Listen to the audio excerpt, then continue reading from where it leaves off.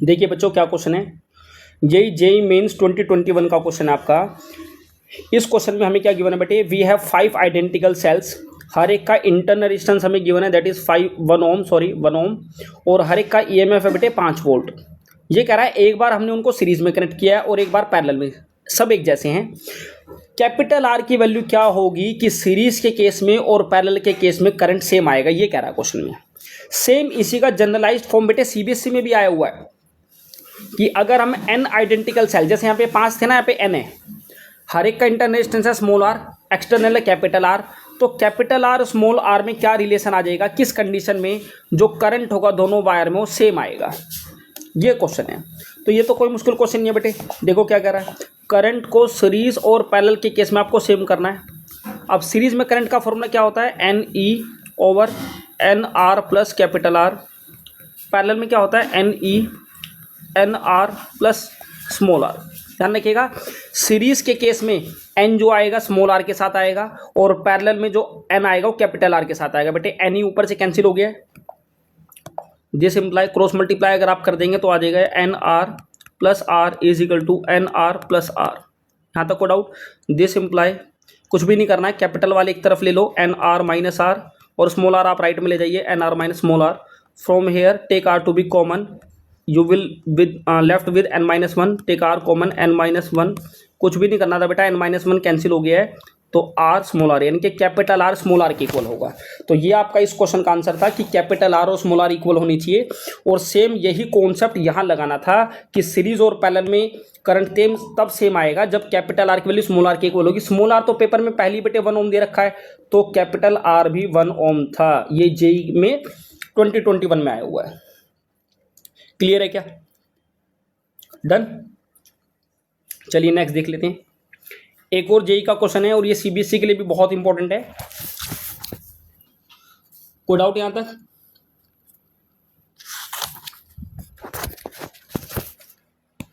देखो बच्चों, इस क्वेश्चन में क्या कर रहा है, electric current varies with time. एक वायर में जो करंट पास हो रहा है वो इस तरीके से फ्लो हो रहा है, I equal to I naught plus beta T.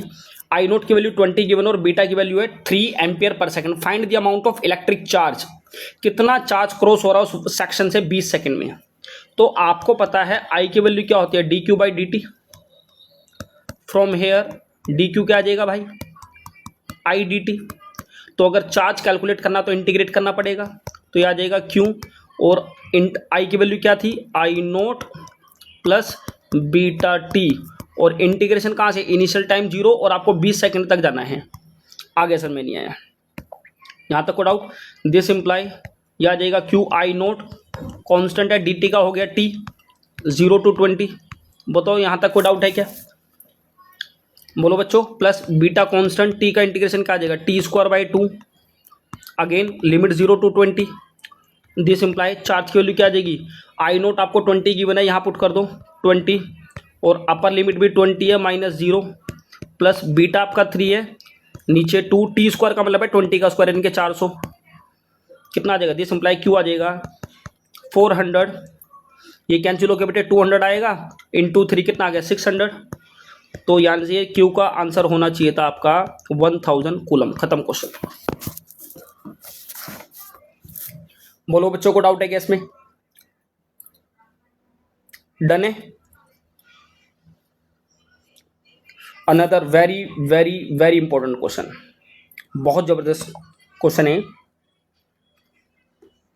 एक बार आप रीड कर सकते हैं, मैं 2 मिनट वेट कर लूंगा आपके लिए, देख लीजिए एक बार जल्दी से।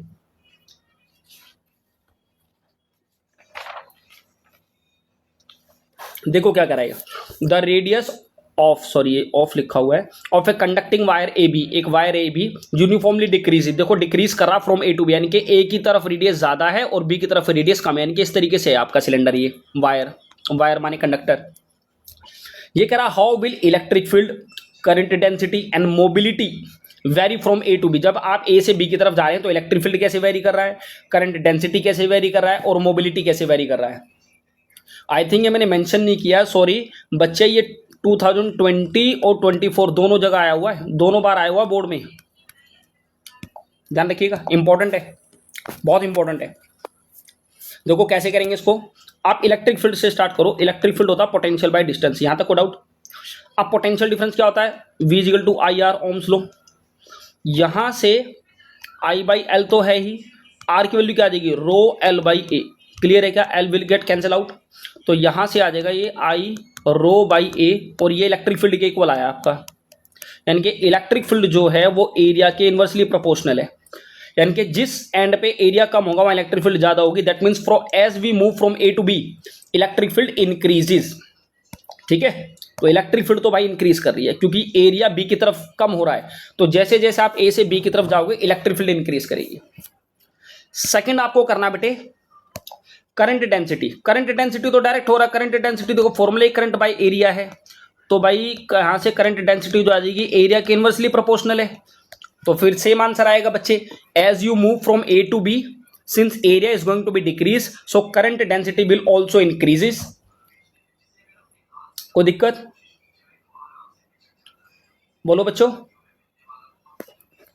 क्लियर है? नेक्स्ट हमें देखना मोबिलिटी।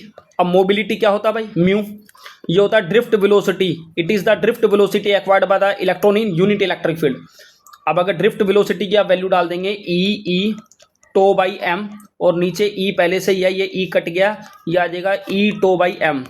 तो बच्चे ये तो एरिया पे डिपेंड ही नहीं कर रहा, कांस्टेंट है, तो म्यू तो आपका कांस्टेंट आएगा, यानी कि drift velocity will remain same as you move from A to B. Drift velocity change नहीं हो रही है। बोलो बच्चों को डाउट है क्या? हाँ जी, चलिए बहुत बढ़िया।